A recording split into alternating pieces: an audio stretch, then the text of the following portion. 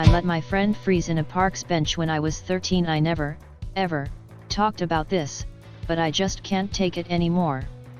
I was 13 years old and was going through this unruly teen phase, you know? Me and two of my friends decided to get some alcohol and get wasted after school. It's pretty easy to get booze as an underage person where I come from, so, when we left class, we went straight to the market and bought 2 bottles of a really strong drink called Askov. We went to a park and at about 5 p.m. we started drinking. We had that rush of doing something illegal, and after an hour or two, we all were already really drunk. About 7:08 p.m., one of my friends passed out. He was the one who drank the most. It was his first experience with alcohol, and when he got unconscious, me and my other friends started to get worried. We put him laying down on a bench, tried to give him water and did everything we could to wake him up, but he kept sleeping. A couple of hours passed, and it was getting pretty late, so I made the worst decision of my life. I suggested to leave him there overnight, so his mom wouldn't find out we got alcohol. I unlocked his phone and texted her, "Mom, I'm sleeping at S today." Then we made him as comfortable as possible, and left. I thought he would just wake up in the middle of the night and go home. I was so scared of my mom finding out. In the next day, he didn't answer any of my texts and didn't show up to school. A teacher close to his mother walked in our classroom and said he was in the hospital, in an extremely serious situation. He experienced alcohol poisoning and hypothermia. His brain was damaged by his super low body temperature. He stayed about 12 hours in the hospital before he died. No one ever found out me and my friend were there with him that day, and we swore to take that to our graves. I told my mom I didn't want to go to his funeral because I couldn't take it, but it was actually because of the guilt. I never saw his mother again, and the people at my school don't talk about this anymore. Sometimes I wonder what life would he have had, if I didn't leave him to freeze to death on that bench. Best comments, Controversy Dirt Kong. Oh, this brought back a lot of emotions. In my first year teaching, I taught a great kid who would get into trouble now and then. Sweet, shy, liked to drink. Well, winter in this town, it gets to -40. Her last name started with an A. I started the roll call. Called her name.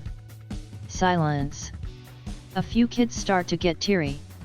Immediately, it was like a movie, an announcement comes on, all staff and students report to the gym. Binge drank, passed out in a truck bed, her friends left her. Froze to death. That same year, 2 kids killed themselves, a teacher died texting and driving, and a principal died at school from a heart attack. I moved away. Dark times. Life is so fragile. Share love while you can. Buttercup 23NZ, my daughter's still fairly young, but I always work with her to fix any mistakes she makes before getting cross or just talking through it, if it's not that big a deal. You spilled milk? What do you need to clean it? Okay, now it's cleaned up. How did it happen? What do you need to do differently next time? Or enough is enough. That's 4 broken glasses this week because you leave them on the edge of the bench then knock them off. You're only drinking water, and only from plastic until you prove you know how to look after glasses. I was a pretty good teenager, but my friends did some pretty stupid things, and occasionally we had to get adults involved. Each time I was blown away with how calm the parents were when we called or dropped their child off. I have no doubt there were serious words or consequences the next day, but in the moment they were happy their child was safe and alive. I know in 2 cases if we hadn't involved the parents then the kids would have been too messed up for the parents to shout it. I tell my daughter that she can't do anything worse than not trusting me. Whatever she or her friends do, she can call me and I will come, no questions asked until after everyone is safe. My heart aches for OP. I hope this confession has bought him some peace. It wasn't wrong call, we adults can see that, but we can also understand why he made that call. And it's happened. There is nothing he can do differently to fix that situation, and owning up would probably only ease his conscience while inflicting fresh pain on his family and his friend's family. But what he takes from it, and what he does in the future, is still under his control, and his to decide on. Helen Colleen: yes, even if kids know that they can approach their parents, it's still difficult and takes courage. Even if they know they don't need to be scared of punishment, like most of us would have been growing up, they don't want to disappoint their parents. Plus their brains just don't work properly yet in respect to understanding consequences. Controversial_noon: this needs to be higher up. You have to be so diligent about educating without judgment and not freaking out so they aren't afraid to come to you. I learned to be this way with my godkids from their mom. They never lied about where they were to my knowledge, but I was really happy to be a backup non-mom figure that they knew they could call 24/7 for any reason and I would be there. But their mom did such a good job keeping open non-judgmental communication with them, they never needed to use their phone, a godparent lifeline. Mektafloba: when I was about 19, 3 people from my high school got drunk and were driving around dark country roads at night. They lost control and slammed sideways into a telephone pole. One of the kids, a close friend of mine at the time, took the hit directly on his back seat door and he wasn't wearing a seatbelt. It messed him up really bad. The other 2 from the front climbed out with relatively minor injuries. My buddy in the back seat looked so bad they assumed he was dead and they took off. One of them had broken his elbows, so they went to the hospital. A few hours later, after he got his cast and went home, he decided to call my buddy's mom to let her know her son was probably dead.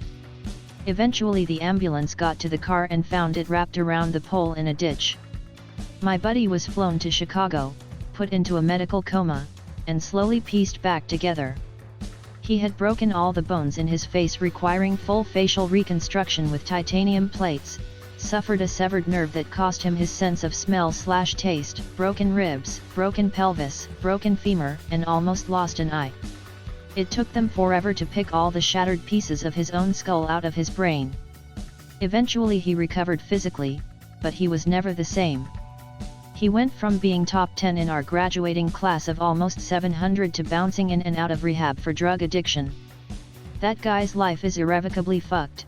And while the injuries from the accident would have happened regardless, the fact that those assholes just left him there to die still pisses me off almost 20 years later.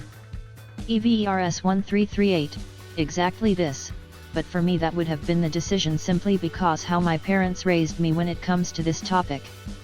They knew that 13/14 is the age when a lot of kids will try alcohol for the first time, so they told me and my brother we would prefer if this never happens, but if it does we never will get angry if you are drunk and call us to pick you up or call us to drive you home. We will drive your friends home too if they are drunk, and we won't tell any other parents, but never leave someone alone that is drunk, and never stay outside if you are drunk. If we find out you did that, then we will get angry. And they kept their word. When I was 15 I got shit drunk at a friend's 16th birthday, vomited like hell and told my friends to call my parents. They were hesitant about that since their parents would get extremely angry about it. I insisted and my mom came to pick me up, drove me home, stayed up the whole night to make sure I was alright, and on the next day when I apologized she told me, "It's alright, I'm just glad you trust us enough to call us in that situation, please be more careful though," and I was after that. She also drove several of my friends home when they were absolutely drunk, or if they were afraid to go home because of their parents she would let them stay with us for the night, and not once did she told any of the other parents about it. And reading stories like this I can say this was the best decision by my parents for this topic. Your kids will drink at some point, no way to get around it. All you can do is to make sure that if they do they know that their safety is more important to you than that they got drunk, and that they will never hesitate to ask for help and will never leave a drunk friend behind because they are afraid of your reaction.